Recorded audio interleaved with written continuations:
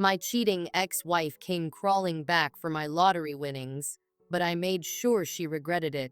Life has a funny way of flipping the script when you least expect it. If someone had told me a few years ago that I'd win the lottery, I'd have laughed in their face. At that time, I was at rock bottom, 39 years old, recently divorced, financially drained, and emotionally crushed. It felt as if life had conspired to knock me down, just when I thought I was building a solid future. My ex-wife and I were married for 8 years, or at least I thought we were. I worked hard, saved diligently, and did everything I could to ensure we'd have a bright future. We weren't millionaires, but we were comfortable, or so I thought. Then came the day everything unraveled. I discovered she was cheating on me with someone I considered a friend. That betrayal gutted me. To make matters worse, she took me to the cleaners in the divorce. Despite her infidelity, she walked away with a significant chunk of my savings, half of my assets, and left me with legal fees that felt like a slap in the face. I was forced to pack up my life and move into a small, run-down apartment. Friends I thought I could rely on disappeared when things got tough, and my self-esteem completely obliterated. But life, as unpredictable as it can be, had something unexpected in store for me, a second chance I could never have imagined. A stroke of luck, 3 years after my divorce. I was still struggling to put the pieces back together. Then, on an ordinary day, something extraordinary happened.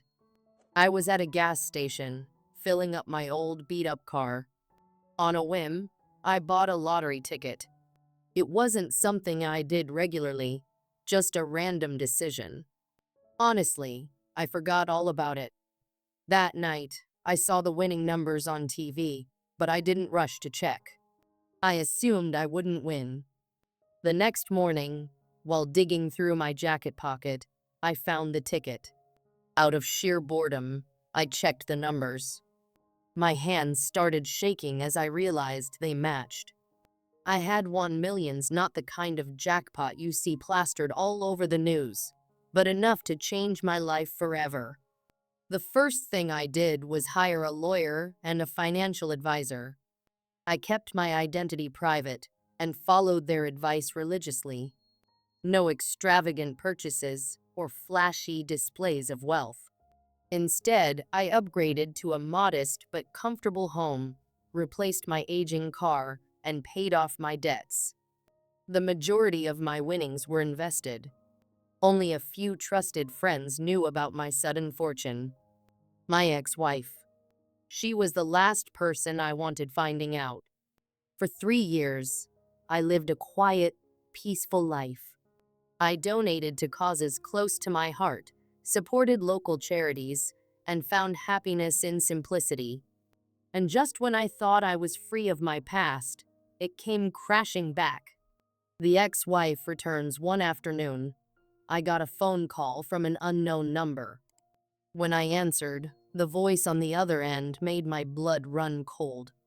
"Hi, it's been a while," she said, her tone dripping with fake sweetness. It was my ex-wife. For a moment, I couldn't even speak. After everything she'd put me through, she had the audacity to call me as if we were old friends catching up. "How have you been?" she asked. I didn't bother with pleasantries. "What do you want?" She hesitated, then dropped the real reason for her call. "I heard you came into some money. Mind if we meet to talk?" Her words immediately brought my lawyer's warning to mind. The moment people suspect you have money, they'll come circling like vultures. I told her I was busy and hung up, but the encounter left me unsettled. A week later, she took it a step further and showed up unannounced at my house. She pulled into my driveway in a sleek rental car, leaning against it with a smug look on her face. Without waiting for an invitation, she strolled up to my door and knocked. "Guess you forgot to mention you won the lottery," she said, stepping inside as though she owned the place. I stayed firm. We're not married anymore. My finances are none of your concern. She ignored me, her eyes scanning the living room. Nice place. New furniture. Must be nice to live so comfortably now. Her tone was a mix of bitterness and envy. It was clear she was fishing for something, and I wasn't about to give her what she wanted. The guilt trip over the next few weeks. She tried every trick in the book. First, she played the guilt card. After all we've been through, don't you think I deserve a second chance? We made mistakes, but we could start over, she said during one of her unsolicited visits. I almost laughed. We didn't make mistakes. You cheated. You took everything I had. Now you think you can waltz back into my life because you found out I've got money? You must be kidding. When guilt didn't work, she tried flattery. Then came the sob stories. She told me about how she'd fallen on hard times, how she needed help, and how no one else would give her a chance.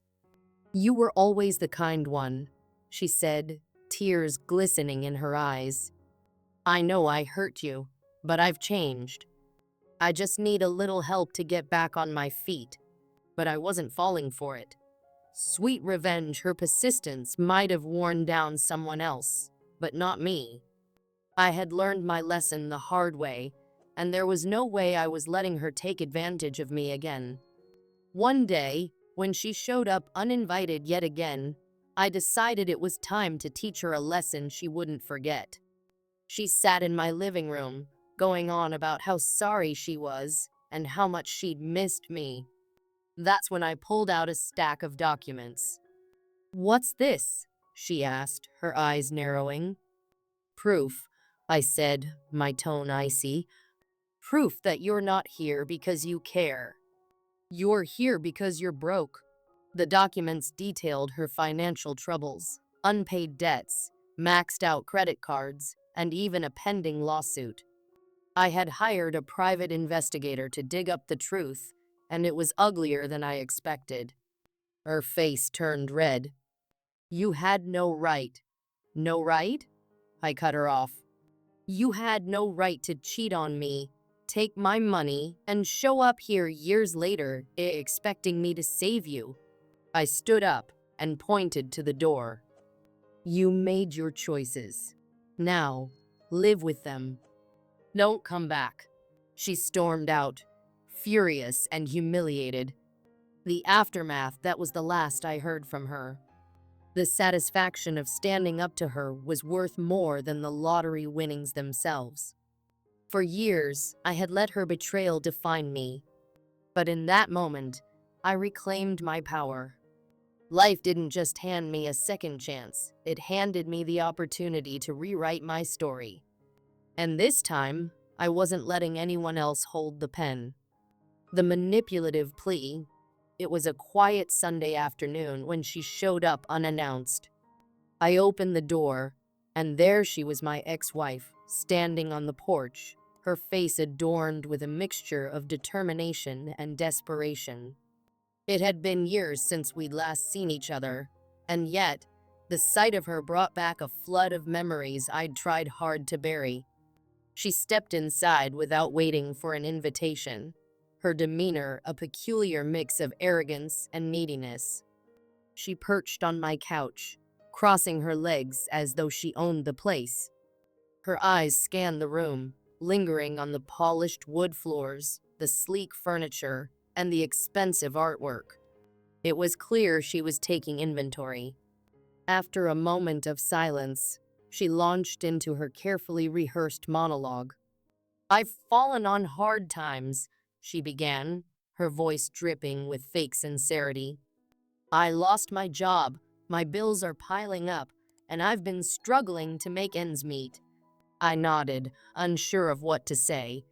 It wasn't that I didn't feel sympathy, life could be hard, but this woman had burned her bridges with me long ago. She paused dramatically, as though waiting for me to offer a handout. When I didn't, she pressed on. I've been doing a lot of thinking, she continued, leaning forward slightly. What we had was special, you know. Maybe we could start over. I stared at her, stunned by the audacity of her words. This was the same woman who had cheated on me, drained my bank account, and left me in emotional and financial ruin. And now, she wanted a second chance? She must have mistaken my silence for consideration because she went on. I've changed. I know I made mistakes, but I've learned from them. I just want what's fair. There it was the real reason she was here. The mask of contrition slipped for just a moment, revealing the true intent beneath. She wasn't here to reconcile. She was here to stake a claim. I think I'm entitled to part of your lottery winnings, she finally admitted, her voice steady, as though her demand was perfectly reasonable. I blinked, unable to hide my disbelief. You've got to be kidding me, I said, my voice tinged with both anger and incredulity. The lottery win happened years after our divorce. You have no claim to it, she waved her hand dismissively, as though I'd just stated something trivial. That's different, she said. We spent years together. You wouldn't be where you are today without me. Her entitlement was jaw-dropping. I couldn't decide whether to laugh or scream. Instead, I took a deep breath and said, I think it's time for you to leave. But she didn't budge. Instead, she resorted to threats.